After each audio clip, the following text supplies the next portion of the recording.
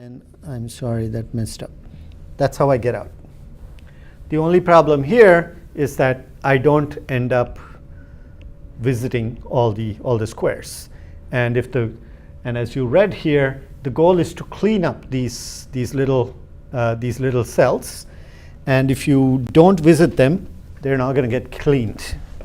Give me a second.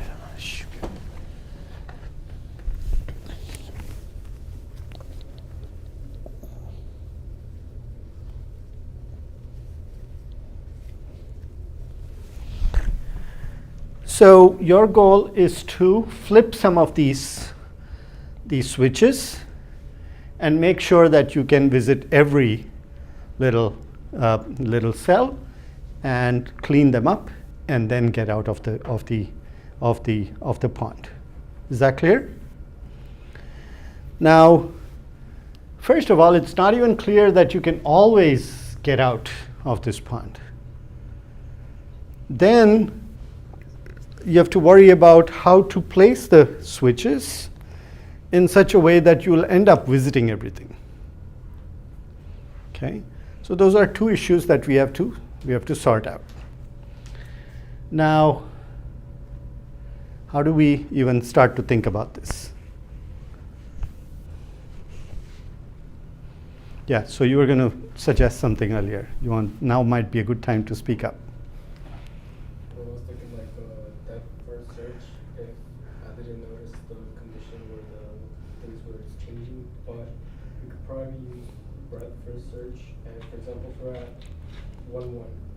Yeah. So you always start at 1, 1, right? Yeah. So we would conduct research and then we go to 1, 2. Right. And then we keep going. Yeah. We hit a border. So if we hit the border, yeah, I guess we could switch it on and then continue. Yeah. And then, for example, if there's a case that we already visited, mm-hmm. we would already know. Right. So it turns out, interestingly, that there is always a path from the start to finish. And the start is always over in that cell, and the finish is always at this cell. The only issue really is, will we get to visit all the cells or not? Now, how do I convince myself that all the cells will get visited? So these are all things that we have to kind of figure out. And so we really need to understand this a little bit more. It turns out that the problem, how do I stop this?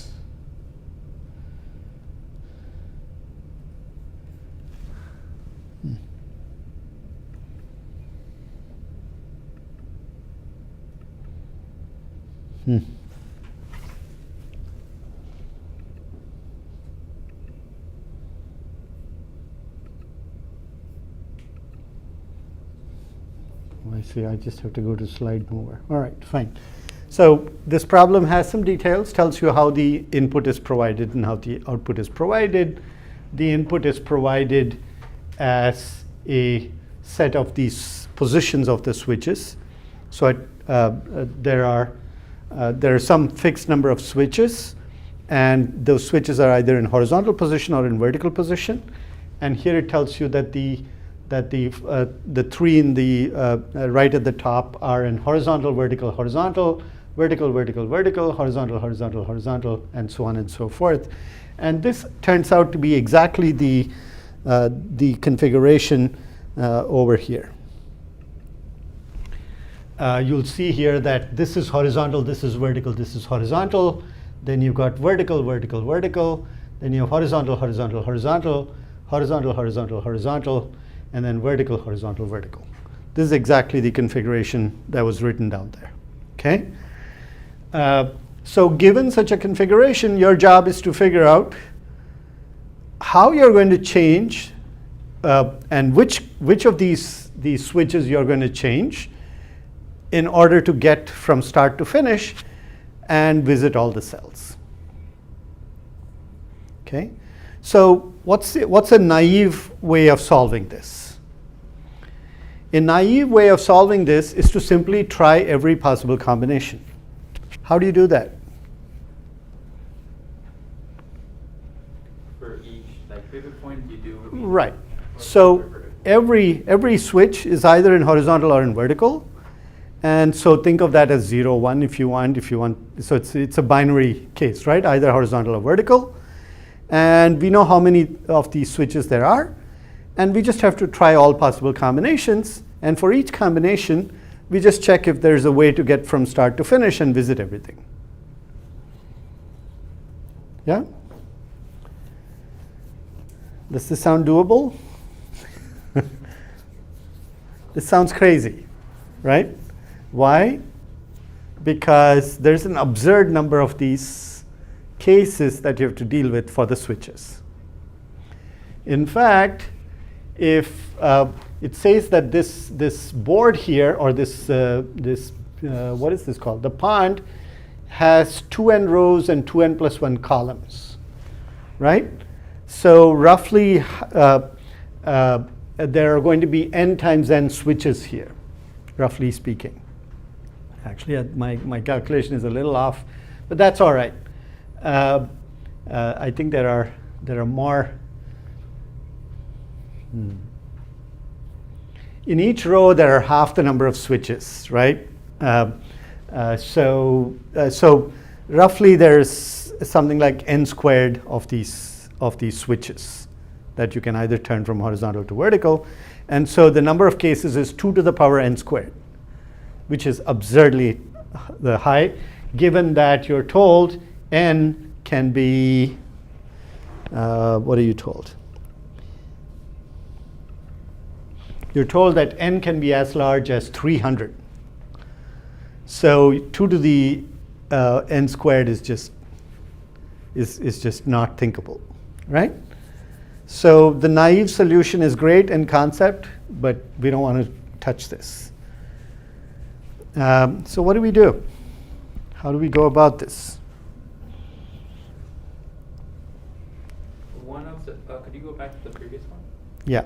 One observation that kind of answers the previous questions is if you have all of them horizontally, Yeah. you can always explore every cell and reach the end. It's not the right answer, but you know the answer always exists. That's good. That's actually useful. So you see here that if I make this horizontal, this horizontal, this horizontal, I make this horizontal, horizontal, horizontal, then I will start from here. I'll go all the way across. And remember, there's no barrier here, right? So I can come here, and because this one is horizontal, I can keep going like so all the way up to this end. There's no barrier here. I can turn to the next row. So I get across, and I end up at the where I need to, right? So there is at least one configuration that always works.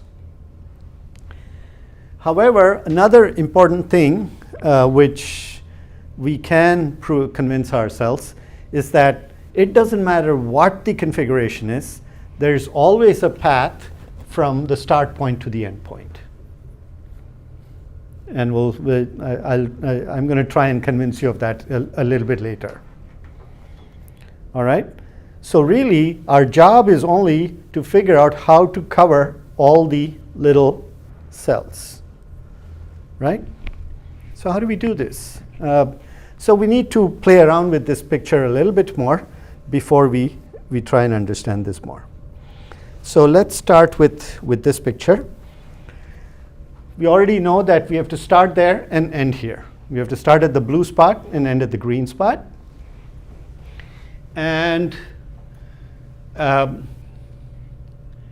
don't even know what I was trying to prove here. You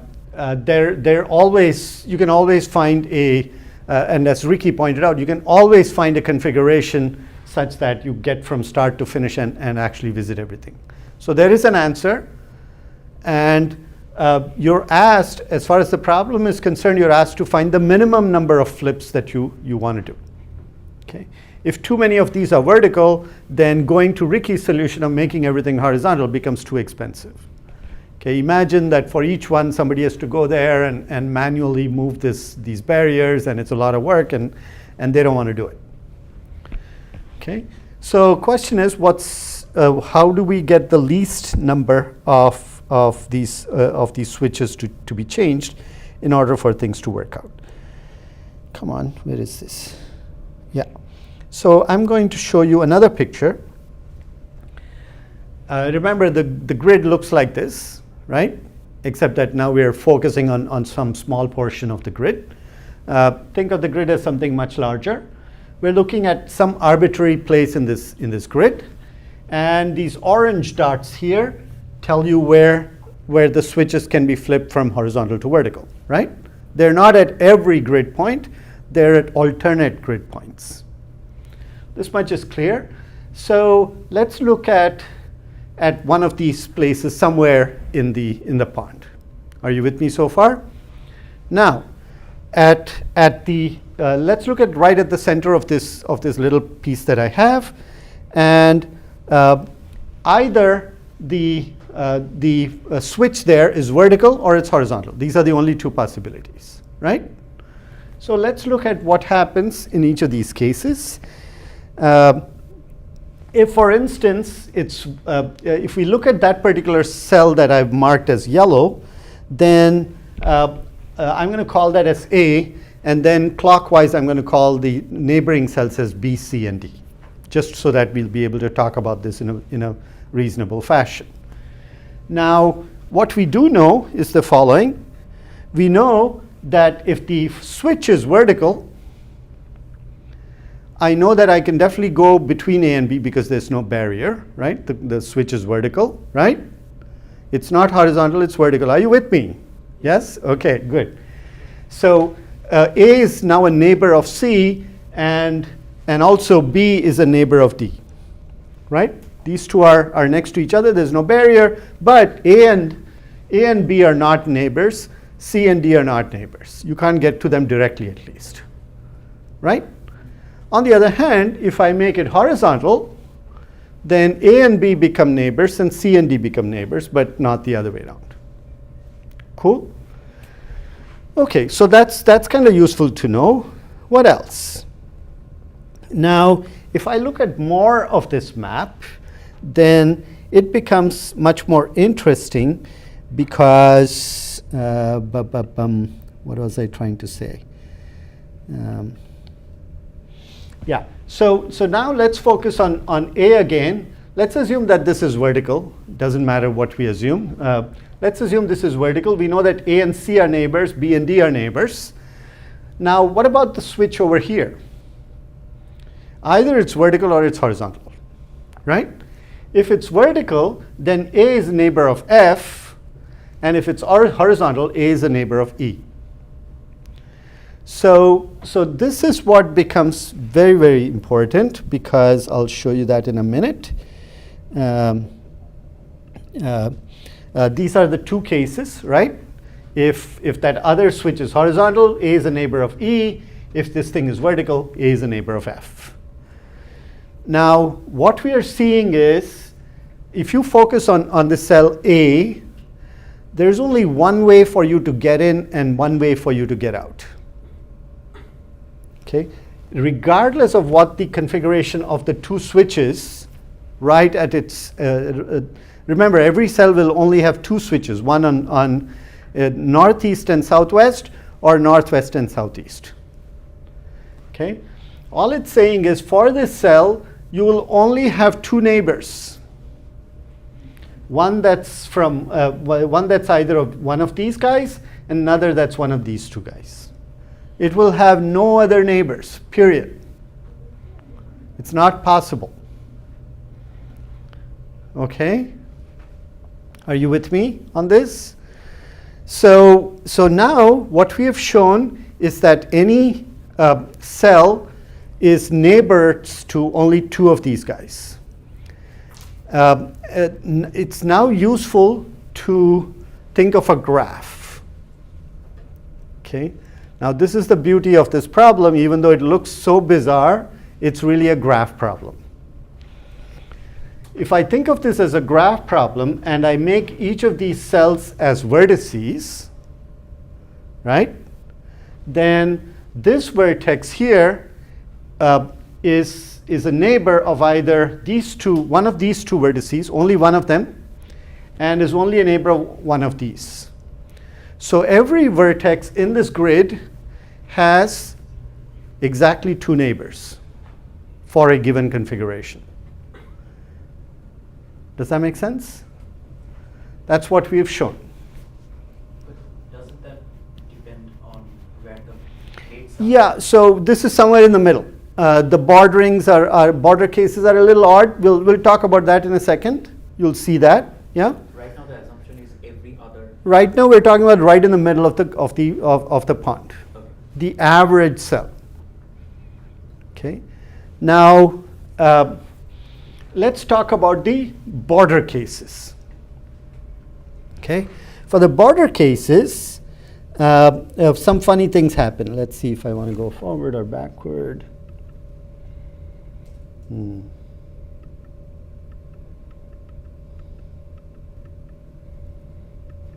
Come on.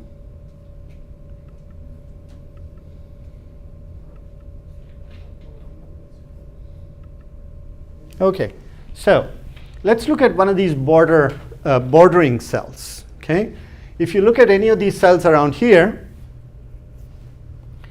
the top. Let's look at this guy here. This one is never going to be a barrier, which means these two are always neighbors. Same, these two are always neighbors, right? So these two are neighbors, which means this guy will have one neighbor here and one neighbor that's decided by what this switch is. So one neighbor here and the second neighbor is going to be one of these two. So it's still true that this vertex here has exactly two neighbors. You can go all the way up here and convince yourself that that is true. Okay? Now, the only vertex that's going to be different is, or rather the only two vertices that are going to be different are, which ones? Start and the end. The start and the end. Why? Because this guy here has one neighbor, which might be this one or this one, depending on what that switch is, and it has no other neighbor. Same thing with the one way up on top.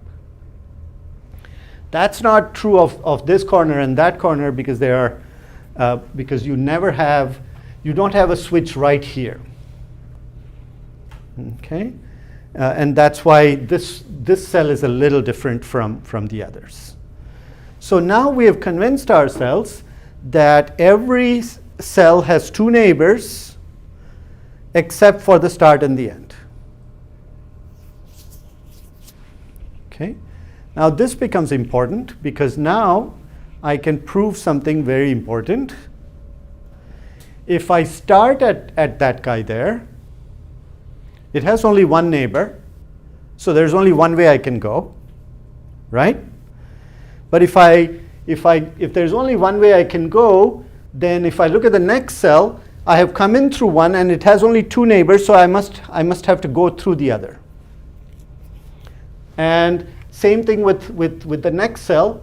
I came in through one, it has only one other neighbor, so there's only one way for me to go. So that means I can just walk blindfold. I'll know exactly what to do because there's only one way for me to walk. And I have to end at a place where there's only one place for me to end, and that's here because that's the only vertex with degree 1. Everything else, if you're able to come in, you should be able to go out. And you don't have loops. Why don't you have loops? You can only visit each once. Because if you have a loop, then you're going to have a vertex with degree more than 2. Right? Except some weird cases, there is a loop here, but that's what it looks like.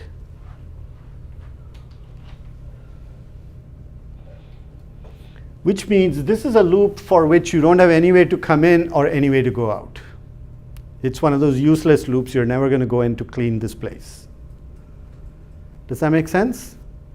Same thing over here. I have another loop here where I'm never going to get in and never going to get out.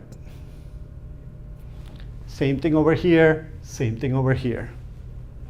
Everything else, if I come into a cell, I know exactly how I'm going to go out because there's only one way out.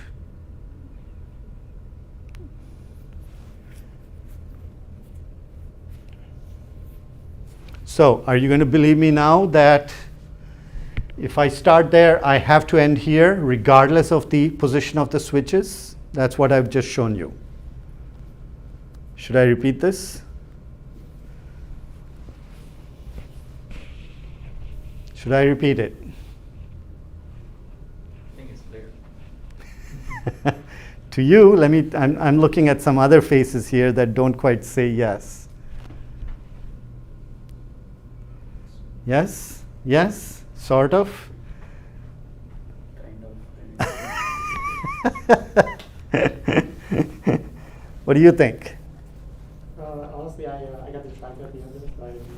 Okay, so let's forget about this picture here.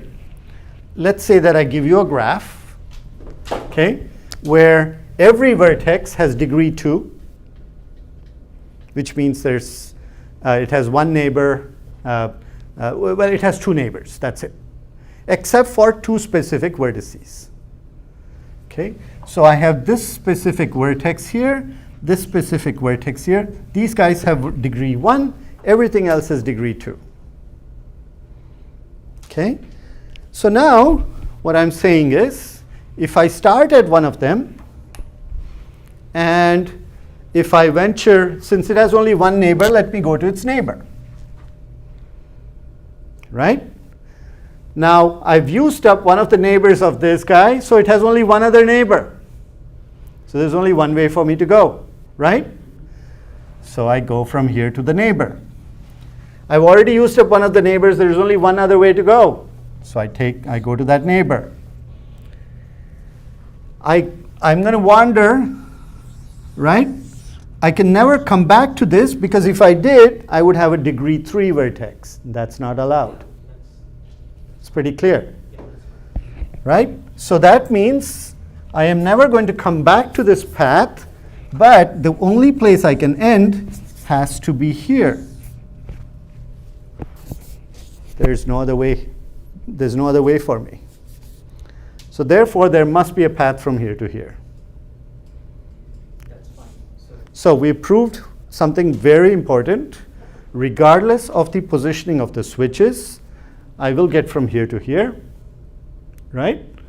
And I may not cover everything. So now we can focus on our interesting problem, namely, how do we figure out which switches to flip in order to visit all the cells? Now here's the other important property. If I have a graph with only degree 2 vertices, by the way, I'm just going to do a little trick here and say that let me add one extra edge to this graph. Let me add an edge from here to here. Okay? By doing this, I have now made every vertex to be of degree 2. Every vertex now has 2 neighbors, right? If I have a graph where every vertex has exactly degree 2, what does it look like?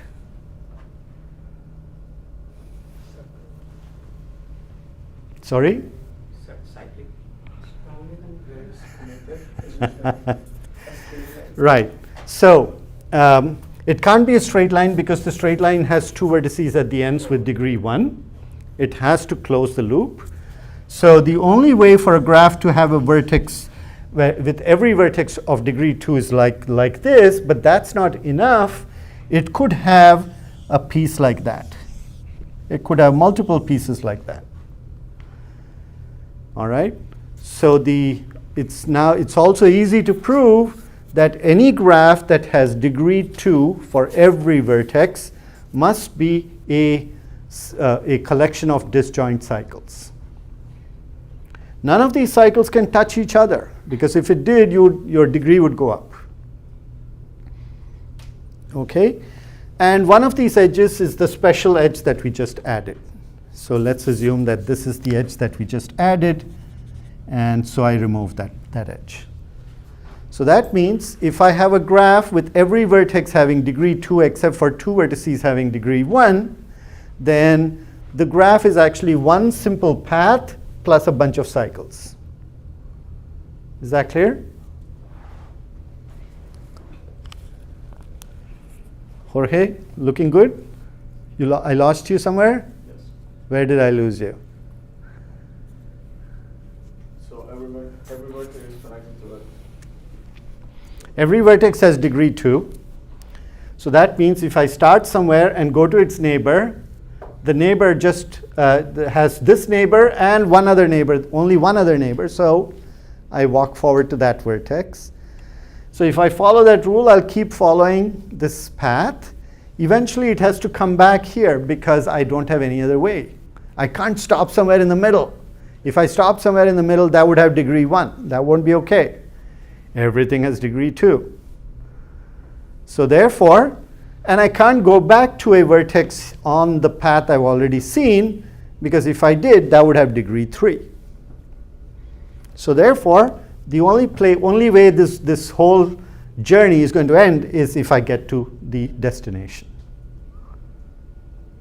Is that clear? Yeah, that's good. Okay, good. So what we've shown here is that if I start at this point, at the start, I will end at the end.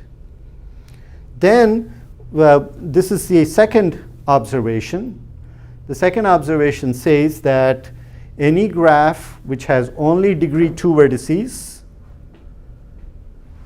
looks like this. It's a collection of cycles. Again, with the same proof. If I start somewhere, and I go to one of the neighbors, I keep doing this, and ultimately I have to come back to the start point. But I may not have covered everything, so I may have to restart. But again, over there, I would have the same property. And so you would have that the graph is a collection of disjoint cycles. Why disjoint? Because none of the cycles can touch. So this shows that if I start at the blue point, I will end up at the green point. This shows that my graph, if I draw the graph here, where remember the graph, every vertex is a cell. Every cell has 2 neighbors that are defined by the configuration of the switches. And if I follow that graph, it's going to look like this. Okay. So now I'm going to do one more little observation, and then we'll be ready for the right answer.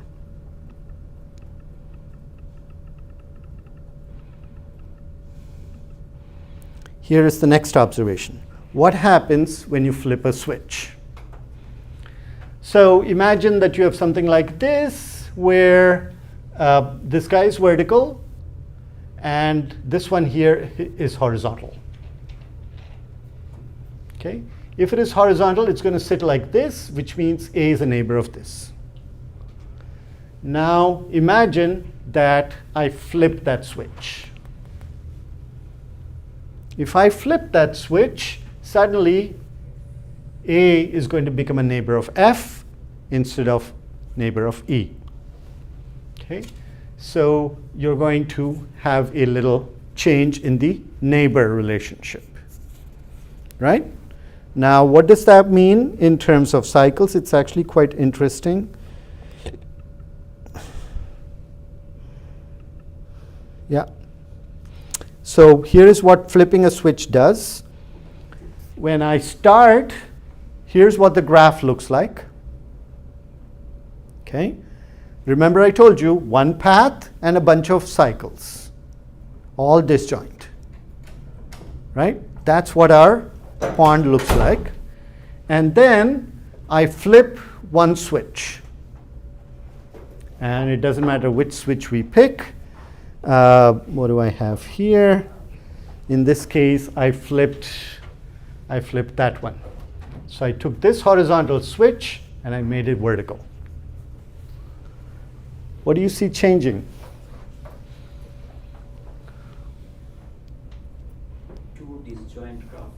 becomes more. Yeah, so we ate up one of the cycles, right? So here's what happens when you flip a switch. The number of disjoint cycles either goes down by 1 or it could go up by 1. How could it go up by 1? Well, if could it go up? Yeah. Which one? Which Well, switch? if we do the opposite of that, then we're gonna get that. 3, 3. So- 1, 3. Yeah, if you did the opposite, you're right, but look at this one 1, 3, here. Yeah. Look at this one here. If it's currently horizontal, vertical, Yeah. if I make it horizontal, Yeah. I'm going to have one more cycle right there, right? And that guy is going to go off like that. Right? So every switch will increase the number of cycles by 1 or decrease the number of cycles by 1. Oh, is it? It's for every switch. Every switch. That's interesting. Why? You can check this out for yourself. Our mind works like a brute force. Well, try them out. So for instance, Yeah, that will not if this switch becomes vertical, now I have 2 cycles, right? If this vertical one becomes horizontal, these 2 cycles get merged and I get 1 cycle. So in every case, the number of cycles either reduced by 1 or increases by 1. What about 1, 5? Sorry? 1, 5. 1 comma 5. All right. Here, if I make this horizontal one vertical, then it'll go like that. Okay. So you reduce the number of cycles by 1. So some of the switches will reduce, some of the switches will increase. Is that clear? Sorry, you came too late. Now I.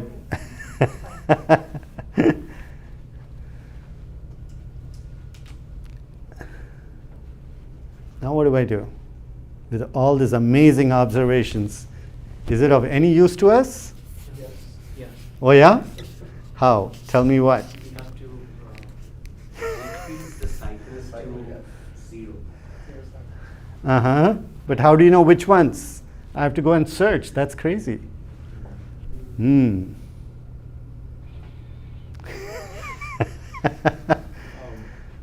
I think You remember now? yeah, I think I caught up. You finally caught up? Yeah. I don't know if I should say it. Well, no, you shouldn't say it yet. Andrew. We could see this is assuming that we could see the horizontal, vertical, right? Yeah. So what if? Yeah, you're given that as input. Okay. So you're given this configuration as input, and you're asked, well, you're not asked which switches to switch. You're asked, what's the minimum number of switches I need to change? So then we could, I guess we could write an algorithm that would allow us to like find the minimum switch in the way like. But that's crazy. I mean, I still have to try so many different combinations. Wouldn't the number that you switch just be the number of cycles? How did you figure that out? Well, because every time you switch, you're either decreasing or increasing the number of cycles. Right. Like, in my head, I just imagine switching a cycle amount of times, and it makes it. Right. Did you understand what he said? I didn't explain it well. You want to try it again? Every time you switch it, we understand. Well, so a better way to explain this is to say that for each a disjoint cycle, there is a switch that will combine this with something else that will reduce the number of cycles. But you don't care which one it is. It can be any of them. Exactly. As long as you know that there exists one, you know that you can reduce it. Then you're going to have a new cycle. And again, there does exist some switch that whose flip will merge that with something else. That's all you need to know. Yeah? switch will always be on the border. On the yeah, something like that. Yeah, it's kind of hard to articulate that, but it's enough to say there exists one. Yeah, for the cycle there is a, because some of these cycles could go in and out and do weird things, and if your cycle starts to look like this, I don't know, something like that, I don't know where it's going to be, so you have to be a little bit careful.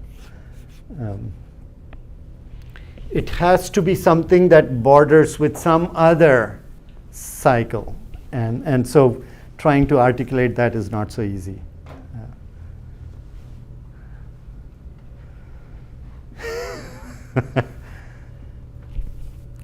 So therefore, the answer for this is 4. right?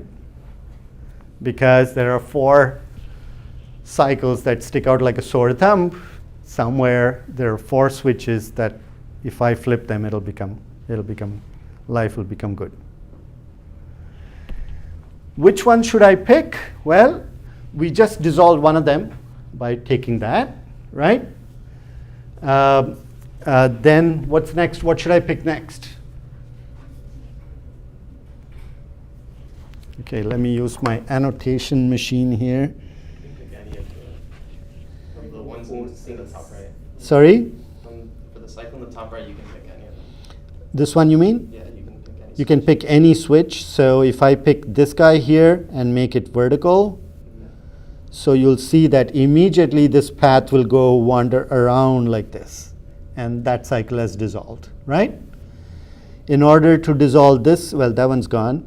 In order to dissolve this one, I'll just flip this switch here, for instance. I could have flipped this one also, but I could do this one here first, and so that would go around like that. And in order to flip this one, It can't be the one in the middle. it just can't be the one in the middle, but everything else is good. Well, No, not everything. yeah, everything else is good. In fact, I could even flip this guy here. If I flip this one here, then look at what will happen. This path will now come like this and wander around and then go off like this. Right? So there's always one flip that you can do in order to make this happen. Okay.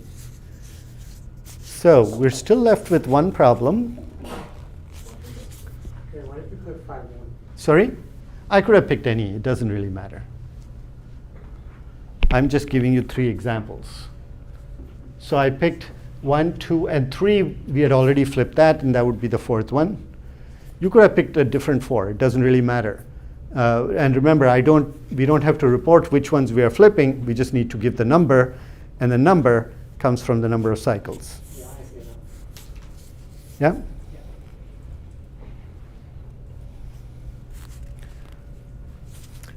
Is this more efficient than trying all possible combinations?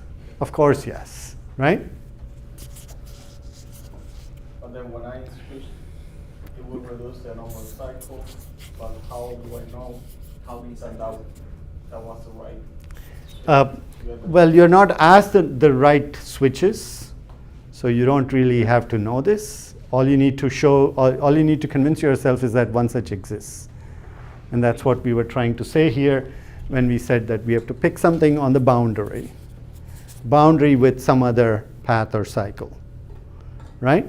So for instance, this cycle shares a path with shares some edge boundary with that guy here. And so you could have picked this one, or this one. You could also have picked this one because that would merge these two. Okay. Same thing over here. This is a cycle. You had to pick either this or this. Anyway, those were your 2 choices. For that one, you could have picked 1, 2, 3, or 4. Any of them would have worked. Okay. If you had picked this one instead of that one, then let me show you what that looks like. So I could erase all ink, and I could. Yeah, it doesn't matter which one. Yeah, I get it now. You get it? So if I'd picked this one here instead, it would have looked like that, right? Now your path would have been going around like this and then like that, right? Yeah, great. But we still need to figure out from the graph that how many disjoint components are there. That's the problem that's remaining. Yeah. And that's what kind of problem? We have to start it again from the. It's a graph problem. Graph problem, right? Okay. What kind of graph problem? All I will let you guys figure this out. all BFS.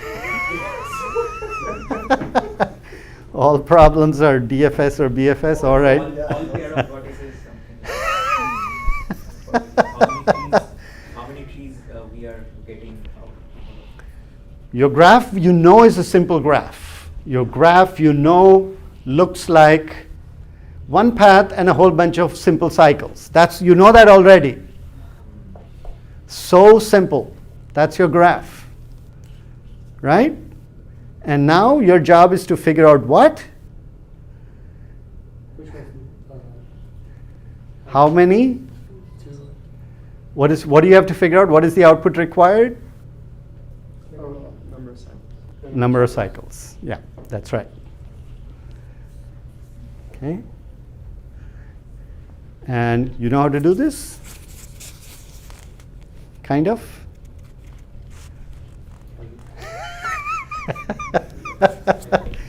It's also the number of connected components, guys, Yeah, right? that's what- So it's just so easy, right? How many times we have to But it requires a lot of good observations before you can get to that point, before you realize that the actual algorithm is almost trivial, right? That's why I like this problem.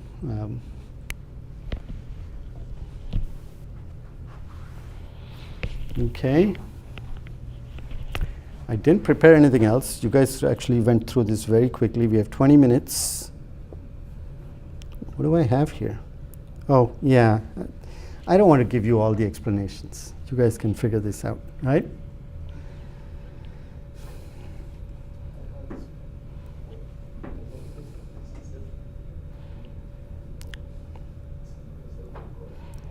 So I had prepared this for something else, not for this. So these were things for the programming team. Since our competition is in February, we might as well. So by the way, today is the last meeting for this semester. We will meet first week in spring semester, whatever that date is. Do you know what day we start? don't. Will it be on the same Monday? Sorry? Will it be on the same Monday? I'm going to move this back to Wednesday because I do like Wednesdays. School opens in 9 days. On 9th? That is a Monday? Yeah, Monday is on this. It's Monday the 9th. Yeah, Let me right. confirm that.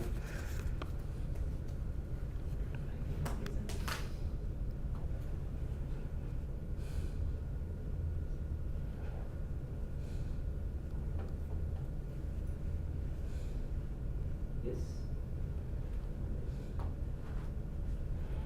That seems so far away, my God.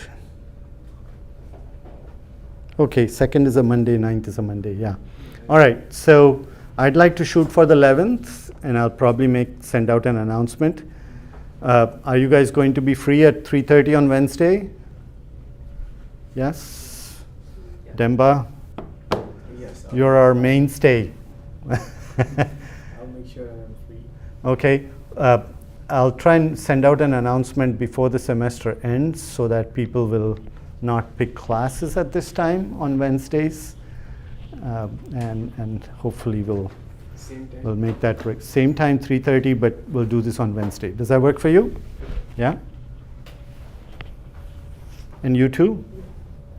Okay. So this here is just a catalog of types of problems that we will prepare for the competition. The competition is on February 25th. That's a Saturday, and it's going to be across the street. So these are broad problems. So first one is dynamic programming. You're familiar with graph and tree algorithms. You're familiar with, well, there are some advanced graph algorithms that you're not familiar with. Hopefully we'll do that in the first week of classes, although there'll be beginners and it's going to be a problem. Then we did look at some geometric algorithms. There are some string algorithms, number theory algorithms. What I missed there are combinations and permutations. So maybe we'll spend some time doing 1 week of each of those: dynamic programming, math, and advanced graph problems in the first week when we come back. We will have January 11th. What do we have? We may have, what, 4 sessions, and that's it, right?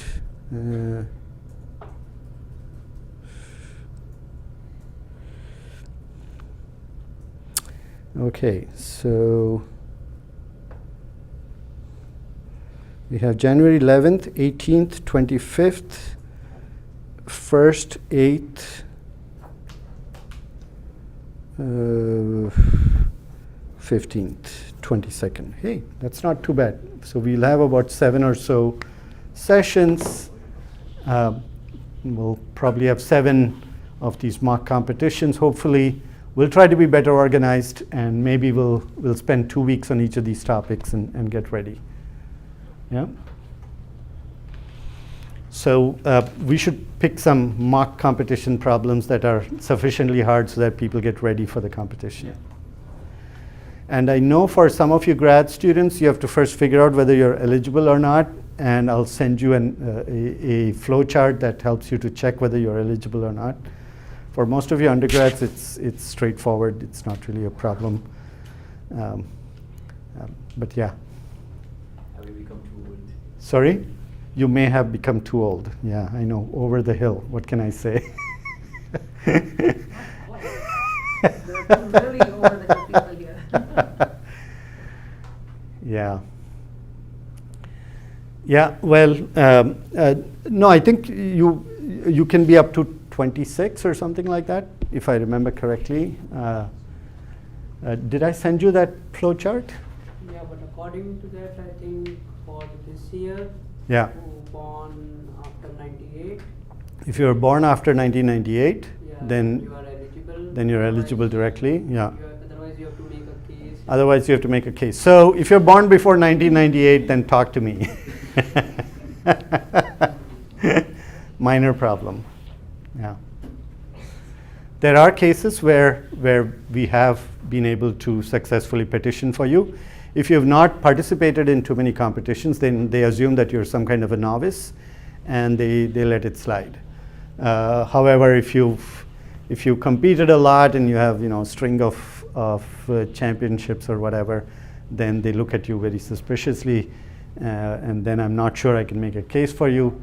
But if you're just past the whatever the age deadline, do come and see me, please. We do want all the enthusiastic people over there. It's just one Saturday's commitment, but you will learn so much that you'll be masters at the end of it.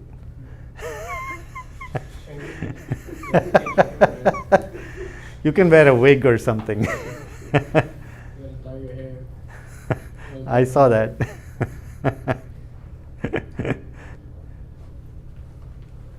The worries of young people. What can I say? What can you say? Yeah, so these are topics that we will cover. And as you can see, some of these are useful, right? VJudge is amazing. There's just an incredible repository of problems. All the competitions require you to work in teams of 3 or less if you think you're really smart and don't need 3 people. So 3-person teams, but you have only one computer to work with. You should start practicing as a team if you all haven't done so already. Have they been? Do you know what people have been doing? The one thing is that I was going to talk to GDSC because they can make posters and we can actually recruit people. Uh-huh. The only thing I didn't want to start it now because the semester's ending and people And are people will graduating. forget, yeah. But as soon as next term starts, we'll Yeah. get teams going. But don't you think it would be a good idea for us to advertise that we are meeting on Wednesdays at 3:30? Yeah. Yeah. Then at least they would try and keep that free from classes. So you find team members that have complementary skills, or at least go and focus on problems that are from a different set.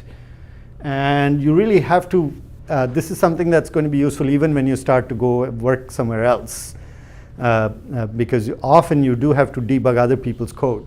And that's not fun, it's downright awful.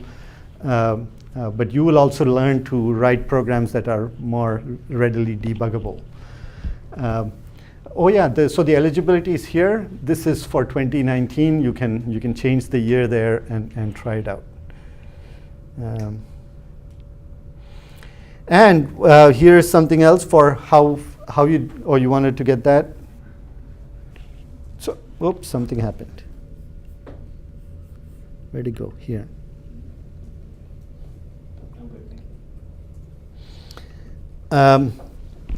One more thing you need to know for the competition is that you can actually take some cheat sheets with you, and these cheat sheets can be put into a folder.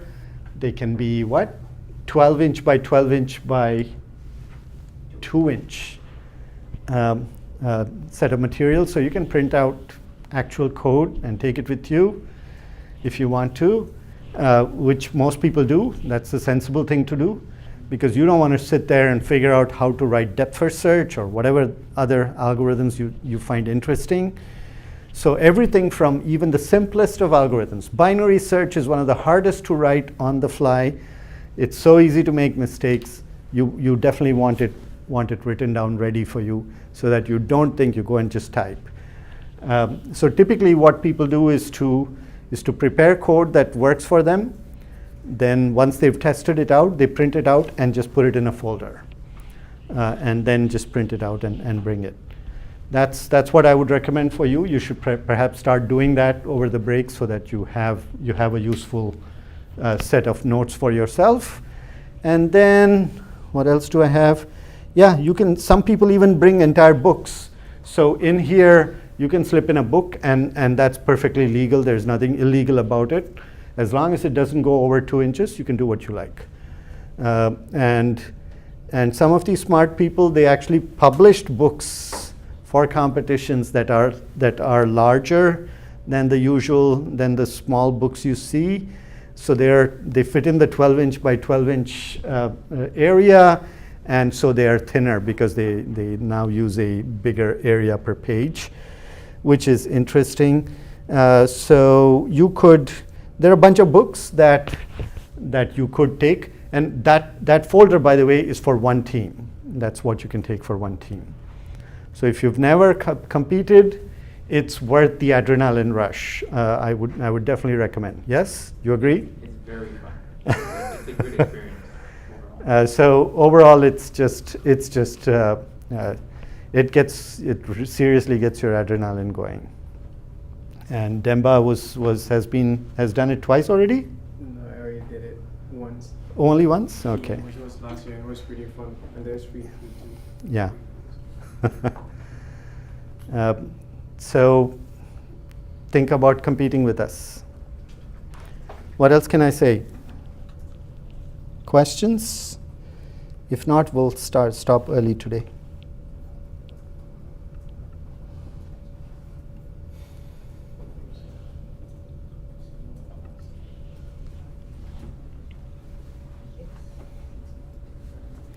So you two are for sure. I want to see you there.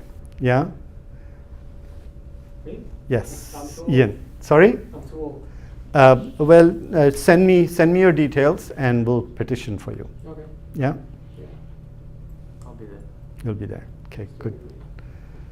It's usually like for the people that are male, they don't want people coming in and destroying everyone. Yeah. Yeah. Yeah. I'm a little too old. Yeah, that's fine. Just send me your details. Yeah, go through that website that I shared on the screen. If you want, I'll email it to you again. Go through it. Tell me what criteria you're off by, and I will petition for you. I'm far too old, but I would like to attend these classes. Yeah, this is an open house. You can come in and go anytime you want. Well, it says here that it's only if you have too much experience. Yes. Yeah. They're really unhappy about people who've won already the world competition from their former school, and then they move to another school, and now they want to do this all over again. That kind of thing they're very, very leery about. But if you've never been on a competition, then it should be pretty fine.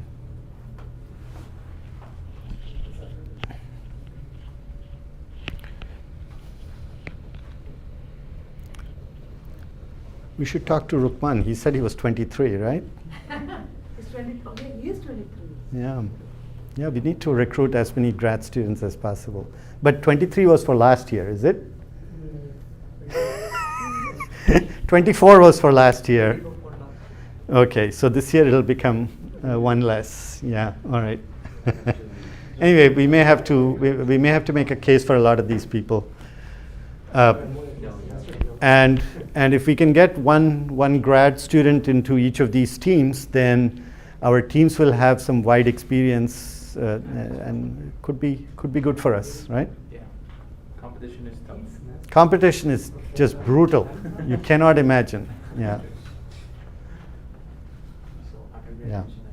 The level somewhat near to our Sunday mock competition. Sorry? Is the level of original competition is somewhat nearer to our Sunday mock competition? So like some of the hard problems, Yeah. that's what you'll see. There's almost always one or two easy problems, which those annoyingly fast teams can solve in about 2 to 3 minutes. Then there are problems that are medium difficulty, and those are what we would consider as very hard. And then there are some that are just phenomenally hard, and that's even the strong teams struggle with it until the end. Those we haven't really spent time on. Again, I am. If you give me time to prepare, I'm happy to try and explain things to you, so that, in fact, once you understand some of these problems, they don't look as absurdly hard as they seem at the start. That's what I would say. What did you learn? So there's a condition called have completed more than or equivalent of 8 semester of full-time STEM studies. Yeah, I think yeah. that will be like, That's where you'll probably fail. yeah. Uh-huh. Yeah, your case could be difficult. I don't really know, but no harm in us trying, and I'm happy to try for you. I have no shame in this. I mean, we are the site, so Sorry? we are the site, so we should be. Well, Georgia Tech every time brings in 3 fresh PhD students from China, and it's impossible to compete. Yeah, so the only way for us to compete is to strengthen our teams. They are cheating. I agree. I thought they were just geniuses. Yeah, even I thought so, but. Oh, they're just PhD, right? No, and they have competed before, so they know, they've gone through a lot of the training that you guys are doing now. They've done this a bunch of years ago, or they probably did that in high school, and then they competed with that knowledge in college, and now they're coming to grad school and beating us all up. That's just not fair. What to do? Such it is. My goal is to put up a respectable performance, and want all of you to experience the thrill. What is a respectable performance? What is a respectable performance? It changes, right? I mean, you saw it's different for different competitions. Even our one of our stars, this guy called Giuseppe, he when he went there, all he managed was I think 1 problem in the end when he competed. So it just changes. The level of the competition seems to change. There are 2 divisions. There's Division 1 and Division 2. Division 2 is meant for beginner schools. Unfortunately, I can't have half the teams go to Division 2 and half the team go to Division 1, because then the strong teams send some of their weaker teams to Division 2 and win that also. So they stopped that and said all the teams have to go to either Division 1 or Division 2. And we've consciously made the decision to stay in Division 1, which may or may not be such a great idea, but hey, that's we want to compete with the big boys. How many problems we need to solve to get to nationals? You will know over there. So look, there's at least one. UCF, of course, is just phenomenally strong. They usually have 5 to 6 teams that are well at the national level. Then UF usually has one or two good teams. Georgia Tech is amazing. They usually have 2 or 3 very, very strong teams. So these are the 3 top teams that we compete with. The next level of schools are the ones where they are probably at our level in terms of organization, the number of coaches, the amount of money they have. And that would be, there's Florida Institute of Technology, FIT, that's not bad. Then there's Clemson, which does field 1 or 2 decent schools. And occasionally there are, sometimes they have 1-star person and then their team does really well that year. So the rest keeps changing, I'd say. But yeah, it is possible to get in the top 3, which is what you need to get to the next level, right? And so yeah, all you have to do is to leave out UCF and Georgia Tech. If you can come number 3, then you're in the nationals, which would be amazing. That would be a step up for us. So decide on your teams, talk to people that you want to work with, and start to work with them. Are we going to have another mock competition this weekend? Or Yeah.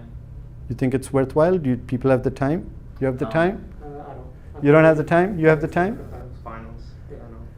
You don't know. You're not sure. Maybe I could do it online. But I don't know about coming in person. I might be able to try to work with problems. Okay, we'll just give you 2 problems then. You can try 2 problems, right? What do you think? Sorry? I know this problem is going to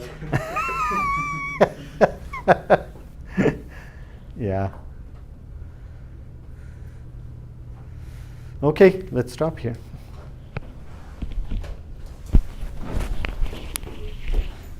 Were there people online? Did any of them say they were coming? I think there was like 3 online, but. So, if any of you or any of your friends are interested in blockchain programming, we are actually starting a technical workshop from the next semester. When? Next semester. Not Wednesday at 3:30. Tuesday and Thursday. Tuesday and Thursday. I would not have said this in here.